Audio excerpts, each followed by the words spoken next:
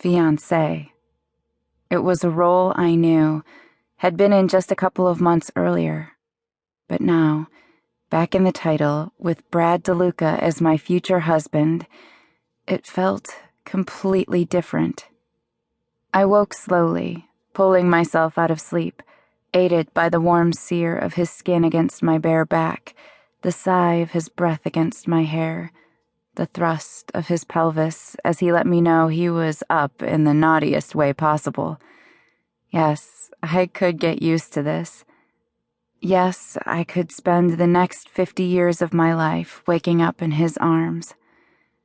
I rolled over, putting us face to face, his eyes still closed, his mouth curving into a smile. I studied the thick line of his lashes, the peace on his face, peace that would disappear as soon as his eyes opened, as soon as intensity stole over his features and dominance ruled the beautiful canvas of his face. Then his eyes opened, and I lost some of my breath. I dressed for work, pairing a gray suit and cream shirt, and was putting on earrings when Brad came out of the bathroom, wrapped in a towel, steam following him into the room. He stopped short when he saw me, frowning slightly. "Are you wearing that to my father's house?"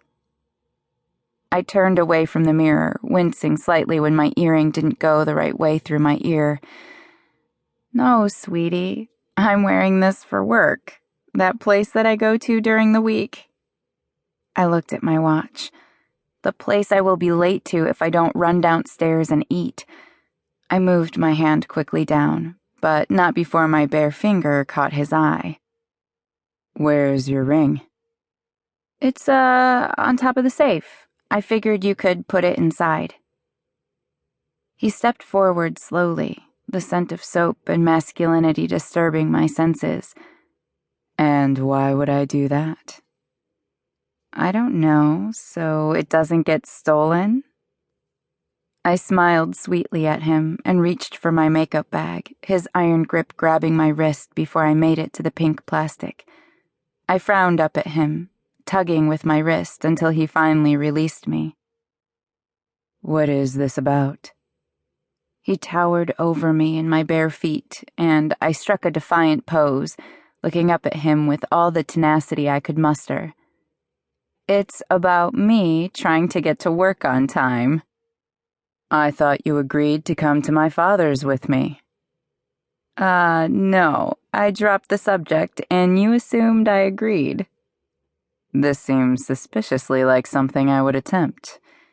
He folded his arms, looking down at me, a frown on his face, a frown that was fighting to keep from breaking into a grin. "Good, then you should see the wisdom in it."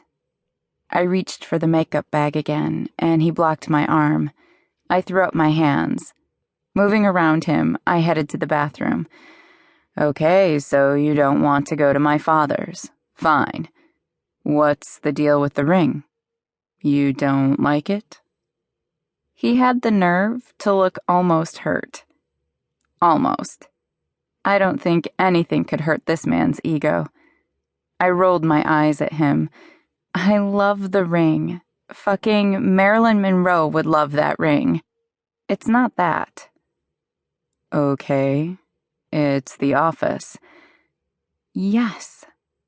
I set down the toothbrush I was preparing and turned to him. I am more than a little freaked out by the idea of the office knowing about our engagement. I didn't commit to working for CDB past this semester. Why go through all that when I can just keep it a secret till the semester ends? "I'm not used to being hidden, Julia." I groaned inwardly, wanting to be anywhere other than here, having any discussion other than this one, especially when I was running late.